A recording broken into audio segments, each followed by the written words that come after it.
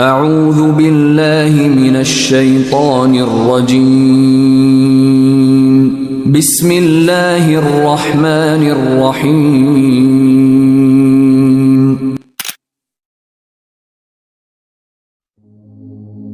اتی امر اللہ فلا تستعجلوه سبحانہ وتعالی عما یشرکون۔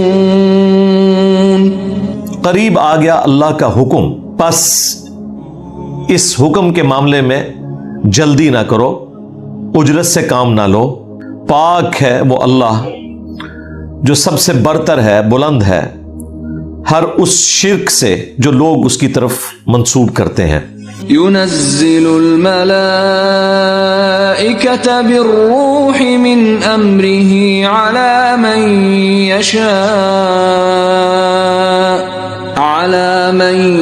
يشاء من عباده أن أنذروا أنه لا إله إلا أنا فاتقون۔ وہی اللہ اتارتا ہے فرشتوں کو روح کے ساتھ، یعنی وحی کے ساتھ۔ یہ روح کا ورڈ انسانی روح کے لیے بھی استعمال ہوا، روح الامین حضرت جبرائیل کے لیے بھی استعمال ہوا، اور روح وحی کے لیے بھی استعمال ہوا ہے قرآن حکیم میں۔ سورہ شورا کے اینڈ پہ آیا نا کہ ہم اپنی روح نازل فرماتے ہیں اپنے بندوں میں سے جس پہ چاہتے ہیں۔ اس لیے دیکھیں، جو لانے والا فرشتہ ہے وہ بھی روح ہے، جو لے کے آتا ہے وہی وہ بھی روح ہے، اور وہی نازل ہوتی ہے جس پہ وہ بھی روح ہے۔ جسم پہ وہی نہیں نازل ہوتی، روح پہ نازل ہوتی ہے اپنے حکم سے اپنے بندوں میں سے جس پہ چاہتا ہے اللہ تعالیٰ۔ جن کو اللہ تعالیٰ چنتا ہے کہ وہ پیغمبر ہے ان کے اوپر نازل فرماتا ہے۔ اور دعوت کیا ہوتی ہے اس وحی میں کہ لوگوں میں یہ بات اعلان کے طور پر بیان فرما دو، یہ ڈر سنا دو کہ نہیں ہے کوئی معبود سوائے میرے، پس مجھی سے ڈرو۔ یہ یعنی لا الہ الا اللہ کی جو دعوت ہے، یہاں پہ الا انا اللہ تعالیٰ نے اپنی طرف منسوب کیا کہ اللہ کے سوا کوئی معبود نہیں ہے کوئی معبود سوائے میرے۔ اور ظاہر ہے کہ جب پیغمبر بیان کرتے ہیں تو وہ پھر اس کو لا الہ الا اللہ، وہ بھی الفاظ آئے ہیں قرآن میں۔ خلق السماوات والارض بالحق تعالى عما يشركون۔ اسی نے پیدا کیا آسمانوں کو اور زمین کو حق کے ساتھ، یعنی کسی مقصد کے تحت۔ حق عربی زبان میں سچائی کے لیے بھی استعمال ہوتا ہے اور باب مقصد چیز کے لیے بھی۔ وَبِالْحَقِّ أَنزَلْنَاهُ وَبِالْحَقِّ نَزَلَ، سورہ بنی اسرائیل میں آیا قرآن کو ہم نے حق کے ساتھ اتارا اور یہ حق کے ساتھ نازل ہوئی۔ یعنی ایک تو یہ سچائی والی کتاب ہے، دوسرا یہ اس فیصلے کے ساتھ نازل ہوئی ہے، اس مقصد کے ساتھ نازل ہوئی ہے کہ تمہیں بتایا جائے کہ تمہیں مر کے اپنے رب کے حضور پیش ہونا ہے۔ جو پیغمبروں کی دعوت کو قبول کریں گے وہ کامیاب ہوں گے، اور جو پیغمبروں کے نافرمان ہوں گے وہ قیامت والے دن اللہ تعالیٰ کی گرفت میں ہوں گے۔ وَلِعَوْذُ بِاللَّهِ تَعَالَى اللہم اجرنا من النار، آمین۔ وہ برتر ہے اس شرک سے جو لوگ اس کی طرف منسوب کر رہے ہیں۔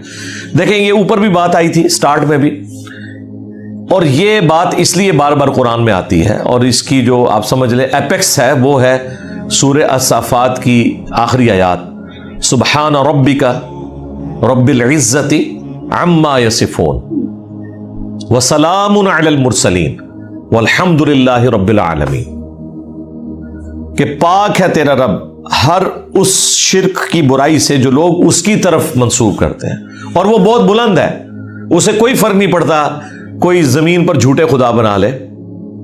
اور سلامتی ہے پیغمبروں کے اوپر جو واقعی اللہ تعالیٰ کے مخلص بلکہ مخلص چنے ہوئے بندے ہوتے ہیں، اور تمام تعریفیں اللہ کے لیے۔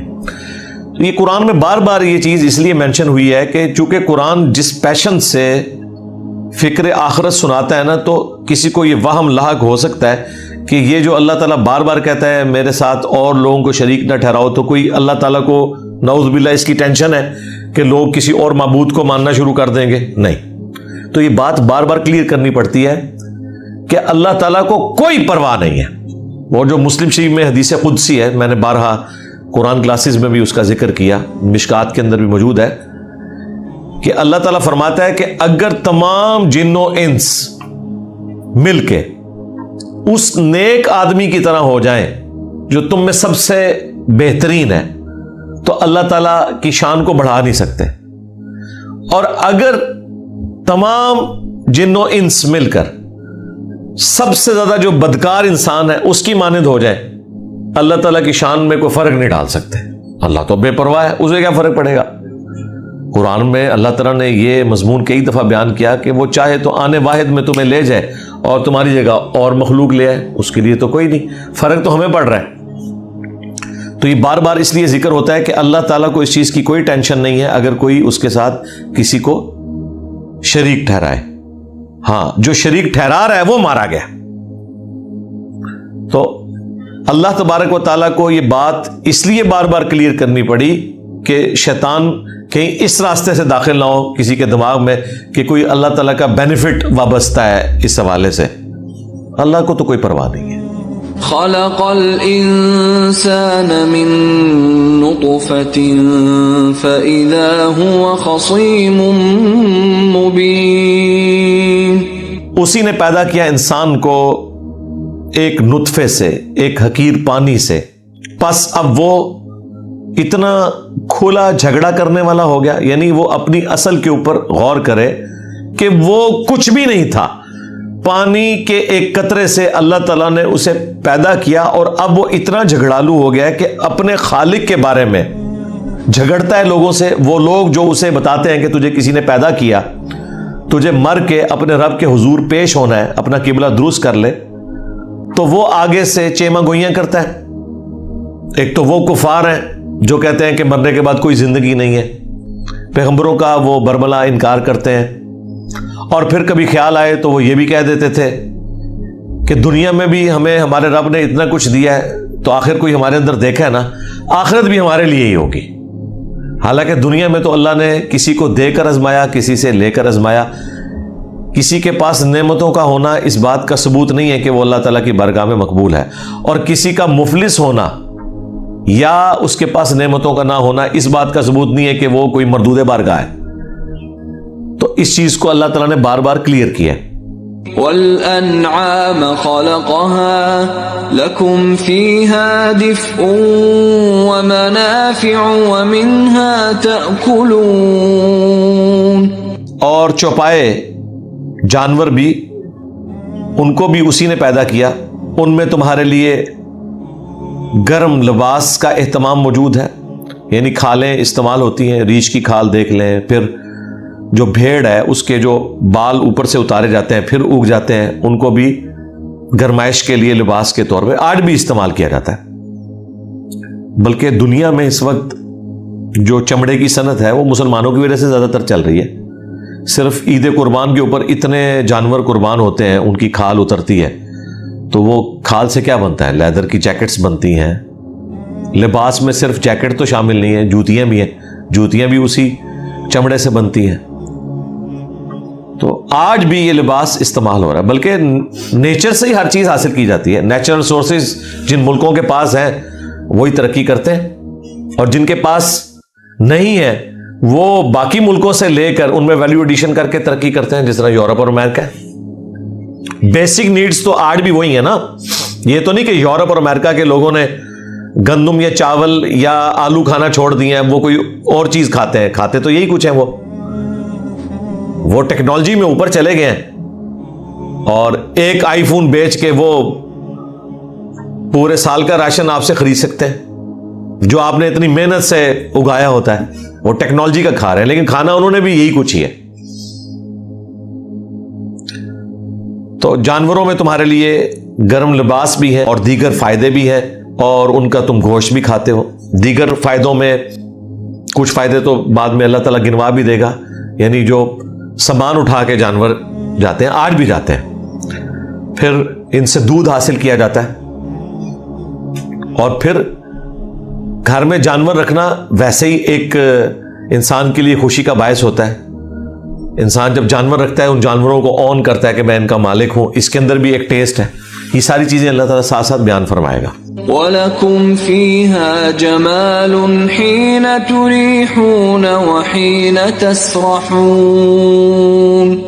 اور تمہارے لیے ان میں زینت بھی تو ہے جانوروں میں. جب تم ان کو شام کو چارہ وغیرہ کھلا کر واپس لے کے آتے ہو، اور جب تم صبح کے وقت یہ سارے ریوڑ لے کر نکلتے ہو، تو کتنا اس میں تمہارے لیے زینت ہے. یہ آپ ذرا گاؤں کے لوگوں میں دیکھیں نا، جو اس میں تکبر ان کے اندر آ جاتا ہے. تکبر تو نہیں ہونا چاہیے، باقی یہ ہے کہ ایک خوشی تو اللہ نے انٹرنل رکھی ہے. ہزاروں بھیڑیں بکریاں لے کے چل رہے ہوتے ہیں، اور آپ شمالی علاقوں میں چلے جائیں، وہاں تو سڑکوں کے اوپر باقاعدہ ہزاروں کی تعداد میں یہ اتنی آرگنائزڈ فارم میں ان کی وہ بھیڑیں اور بکریاں چل رہی ہوتی ہیں. اگر آپ ان کی قیمت ذرا کیلکولیٹ کرنا شروع کریں تو وہ کروڑوں روپیہ لے کے چل رہے ہوتے ہیں، لاکھوں میں نہیں، کروڑوں میں. ہاتھ میں ایک ڈنڈا ہوتا ہے یا ایک دو کتے رکھے ہوئے حفاظت کے لیے. پھر جب وہ گاؤں میں واپس آتے ہیں، اتنا بڑا ریوڑ دیکھ کے ان کی ایک روب ہوتا ہے اور ان کو بھی فیل ہو رہا ہوتا ہے. تو اللہ تعالیٰ فرمایا کہ تم کتنی خوشی محسوس کرتے ہو جب شام کو واپس آتے ہو اتنے بڑے ریوڑ کے ساتھ، اور جب صبح وہ ریوڑ لے کے نکلتے ہو، جہاں جہاں سے گزرتے ہو، تو تمہارے اندر ایک فخر سا تمہیں محسوس ہو رہا ہوتا ہے. تو یہ اللہ تعالیٰ نے تمہیں دیا. دیکھیں انسان نے تو کچھ نہیں بنایا نا، ایک جوڑا ہوتا ہے، اس میں سے اللہ تعالیٰ بچے دیتا ہے، اور پھر اس طرح ایک سلسلہ شروع ہو جاتا ہے. صرف بیج بونے سے درخت نہیں نکلتا، جانوروں سے بھی آگے جانور ملٹی پلائی ہوتے ہیں. انسان نے خود تو نہیں جانور بنائے ہوئے ہیں، اور پھر جو آگے ملٹی پلائی ہوتے ہیں. تو یہ اللہ تعالیٰ نے اسی لیے ان میں پھر زکوٰۃ بھی رکھی ہوئی ہے، کھیتی میں بھی رکھی ہے، اس میں بھی رکھی ہے، جب ایک خاص تھریش ہولڈ پوائنٹ پہ پہنچ جائیں. کیونکہ ہماری تو کوئی کنٹریبیوشن نہیں سوائے اس کے کہ ہم انہیں چراگاہ تک لے جاتے ہیں. وہ بھی چارہ بھی ان کا زمین سے جو اگ رہا ہے وہ بھی اللہ نے اگایا ہے.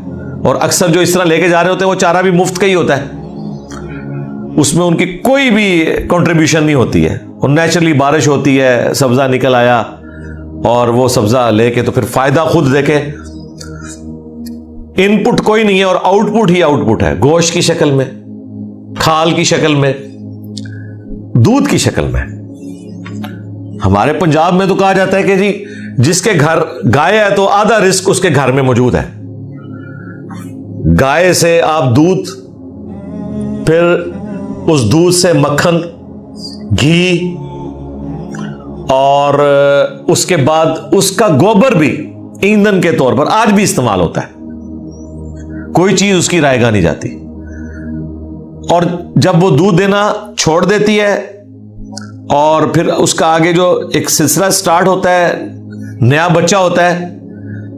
انسانوں میں تو پنجاب کے معاشرے میں بیٹی پیدا ہو جائے تو لوگ پریشان ہو جاتے ہیں، اور جانوروں میں اگر کوئی میل پیدا ہو جائے تو پریشان ہو جاتے ہیں. وہ تو خوش ہوتے ہیں کہ فیمیل ہو، کیونکہ گائے تو دودھ دے گی، بھینس دودھ دے گی، لیکن میل جانور تو نہیں. اگرچہ وہ بھی استعمال ہوتا ہے اس اعتبار سے، گوشت کے اعتبار سے وہ بھی بکتا ہے، اور بھی اس کے یعنی استعمال اپنی جگہ. لیکن گائے اور بھینس یہ انسان کا رزق ہے، اللہ تعالیٰ نے جوڑ دیا ہے، ہر اعتبار سے فائدہ مند چیز ہے. پھر گھر میں ایک رونق، ایک مصروفیت. آپ ذرا امیجن کریں، یہ تو سمارٹ فون تو اب آئے ہیں، ادروائز پہلے لوگوں کی تو مصروفیات یہی ہوتی تھی نا. آج بھی گاؤں ایریا میں آپ دیکھیں ایک اچھی خاصی مصروفیت ہے، اور اتنی یہ سخت ڈیوٹی ہے کہ خدا نہ خواستہ گھر میں میت بھی ہو جائے نا، تب بھی آپ نے بھینس اور گائے کا دودھ تو نکالنا ہے، اس کے اوپر تو زیرو ٹالرنس ہے. پھر لوگ گھروں سے دوسرے شہروں میں زیادہ دنوں کے لیے جا بھی نہیں سکتے، کسی کی ڈیوٹی لگا کے جائیں گے، کس طرح چلے جائیں. تو یہ ایک خاص بانڈ ہے جو جانوروں کے ساتھ انسان کا ہو جاتا ہے. اور پھر اللہ تعالیٰ نے ایک نیچرل پیار بھی رکھ دیا ہے. بعض کا جب کسی کی بھینس یا گائے مر جاتی ہے، کئی دن تک لوگ روٹی نہیں صحیح طریقے سے کھا سکتے، ایک گھر میں سمجھے میت ہی پڑ جاتی ہے، ایک پیار محبت کا ایک رشتہ بھی ہو جاتا ہے، ایک اللہ تعالیٰ نے اس طرح رکھا ہے. اور دیکھیں یہ کتنے طاقتور جانور ہیں اللہ نے مسخر کر دی ہیں. بھینس گائے میں طاقت کتنی ہے، چھوٹا سا بچہ بھی ایک چھوٹی سی رسی جو اس کو نکیل ڈالی ہوئی ہے اتنے بڑے اونٹ کو بھی لے کے چل رہا ہے. اللہ تعالیٰ نے مسخر کر دی ہے نا انسان کے لیے. وَتَحْمِلُ أَثْقَالَكُمْ إِلَى بَلَدٍ لَمْ تَكُونُوا بَالِغِيهِ إِلَّا بِشِقِّ الْأَنفُسِ إِنَّ رَبَّكُمْ لَرَؤُوفٌ رَحِيمٌ۔ اور وہ جانور اٹھائے ہوئے جاتے ہیں تمہارا بوجھ ان شہروں تک کہ جہاں تم پہنچ ہی نہیں سکتے مگر بڑی مشقت کے ساتھ۔ اگر کوئی بہت طاقتور ہے تو کوئی اپنا سامان لے جائے، ادروائز ان جانوروں کے بغیر تم ٹرانسپورٹیشن بھی نہیں کر سکتے۔ اور یہ آج بھی ویلڈ ہے۔ آپ سوچ رہے ہوں گے فریٹ ٹرینیں چل رہی ہیں، کارگو کے جہاز اڑ رہے ہیں، بسیں چل رہی ہیں، اس کے باوجود جو مشکل جگہ ہے وہاں پہ آج بھی یہی جانور جاتے ہیں، گھوڑے، خچر، گدھے۔ اس لیے تو آپ دیکھیں فوجیوں نے یہ سارے پالے ہوئے ہوتے ہیں۔ فوجیوں کی جو چوکیاں ہیں پہاڑوں کے اوپر، وہاں کیسے لے کے جائیں گے؟ ہیلی کاپٹر کے ساتھ تو افورڈ ہی نہیں کر سکتے آپ، اتنا مہنگا پڑے گا، پھر آپ کو ہیلی پیڈ بھی بنانے پڑیں گے وہاں پہ۔ اور یہ خچر جو ہے ان کو تو راستوں کی بھی ضرورت نہیں ہے، وہ خود بخود جو نیچرل راستے پہاڑوں میں موجود ہیں جن پہ آپ کو گاڑی نہیں اوپر لے کے جا سکتے، موٹر بائک نہیں لے کے جا سکتے، وہ اتنی تیزی سے سامان اٹھا کے اوپر چلے جاتے ہیں۔ اور یہ بھی نہیں کہ آپ کی نافرمانی کریں، اتنے تابع فرمان ہیں۔ تو اللہ تعالیٰ ہمارا ہے کہ یہ ان جگہوں پر تمہارا سامان اٹھا کے چلتے ہیں جہاں تم جا ہی نہیں سکتے مگر بہت زیادہ مشقت کے ساتھ۔ بے شک تمہارا رب بہت مہربان ہے اور رحم فرمانے والا ہے۔ یعنی یہ اللہ کی رحمت ہے کہ اس نے جانوروں کو تمہارے لیے مسخر کیا، تم پر رحم فرمایا ہے۔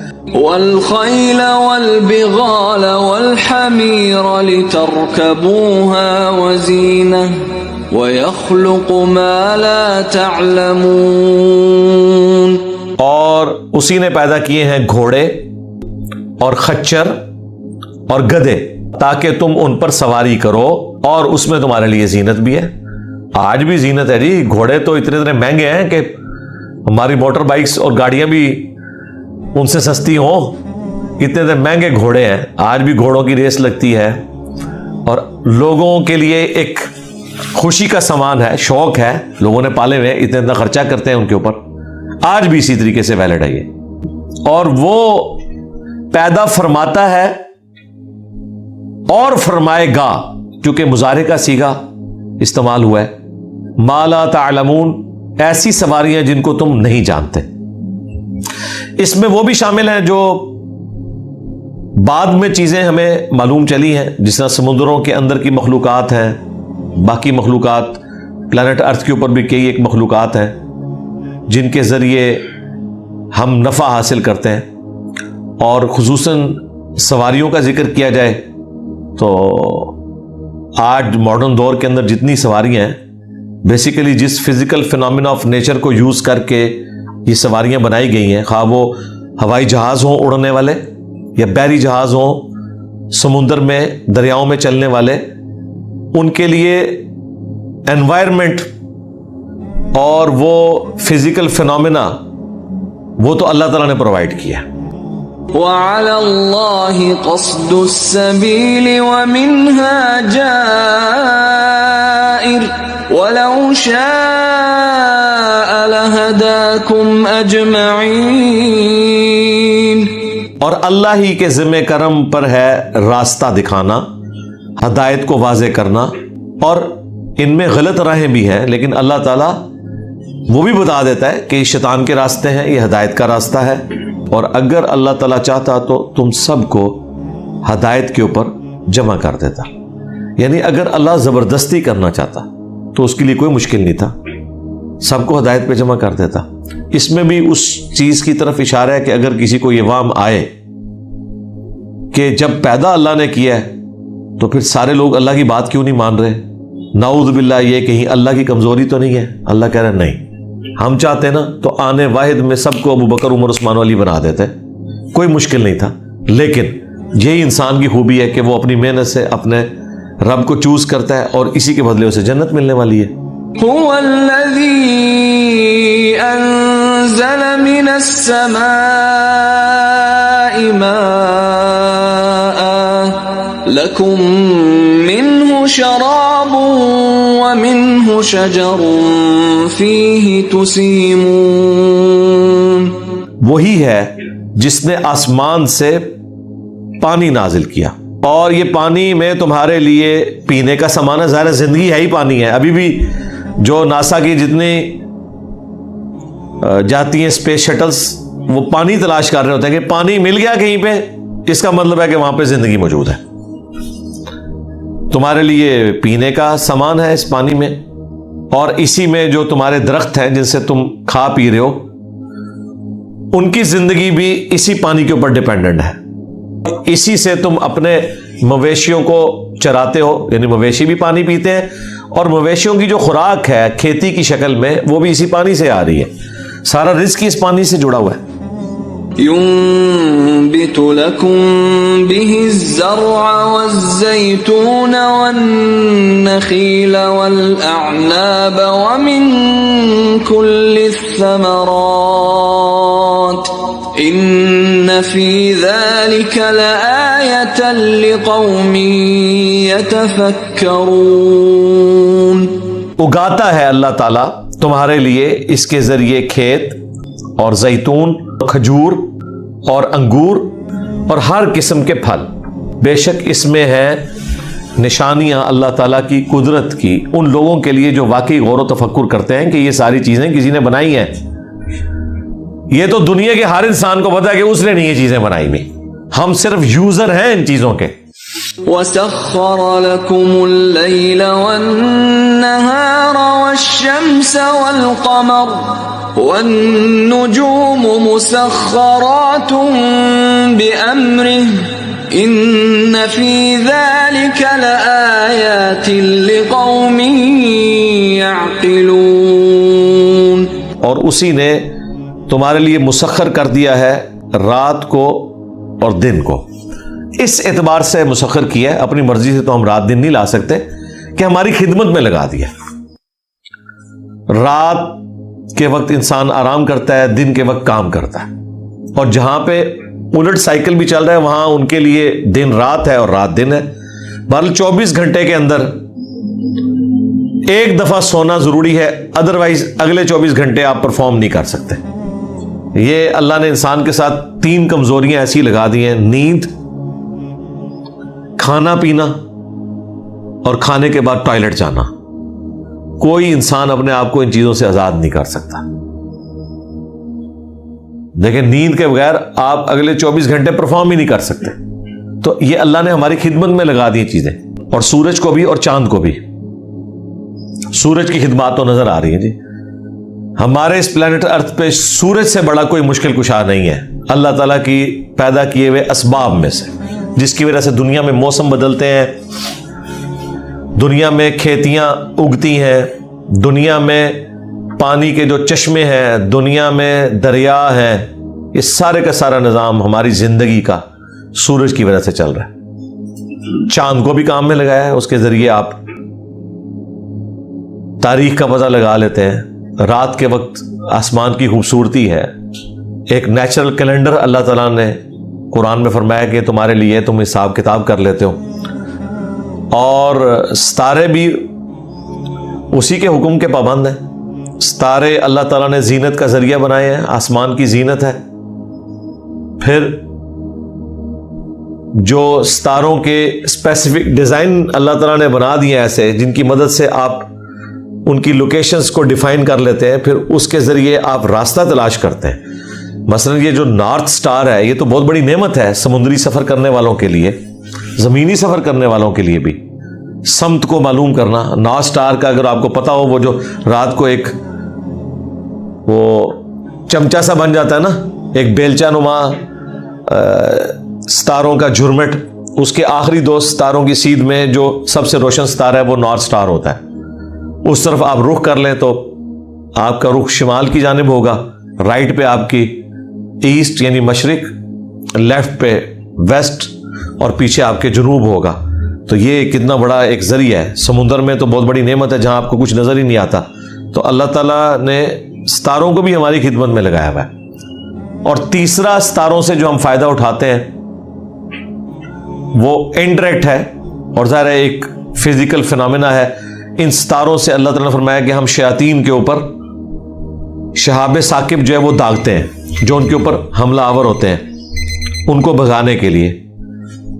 ان کی فزیکل ریزن بھی ہوتی ہے، بہرحال یہ اللہ تعالیٰ نے ایک سلسلہ ان کا بھی بنایا ہے۔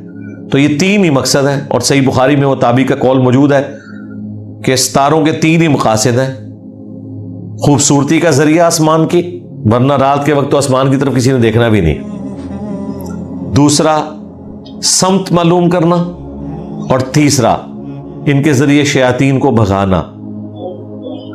اس کے علاوہ جو بھی اس کی کوئی اور توجیہ تلاش کرتا ہے تو وہ گمراہی کے راستے میں ہی جائے گا، کہ کوئی اس کے ذریعے کسی کی تقدیر کے کوئی فیصلے ہوتے ہیں، جو اس کو ایسٹرولوجی کہہ رہے ہوتے ہیں، جی علم فلکیات ہے۔ فلکیات کا علم یہ نہیں ہے بھائی، وہ اسٹرونومی ہوتا ہے، وہ سائنس ہے، یہ سائنس نہیں ہے، تو سوڈو سائنس اسے کہا جاتا ہے، تو فراڈ ہے نیرا، یہ سائنس کہاں سے آئی؟ ان فی ذلک لآیات لقوم یعقلون، بے شک اس میں نشانیاں ہیں ان لوگوں کے لیے جو اپنی عقل کو استعمال کرتے ہیں۔ نشانیاں کیا ہیں بھئی؟ ہر چیز کا نیٹ اور الٹیمیٹ رزلٹ یہی ہے کہ یہ تمام مخلوقات اللہ نے پیدا کی ہیں، اور جس نے یہ مخلوقات پیدا کی ہیں اسی نے تمہیں بنایا ہے، اور تمہیں با مقصد پیدا کیا ہے۔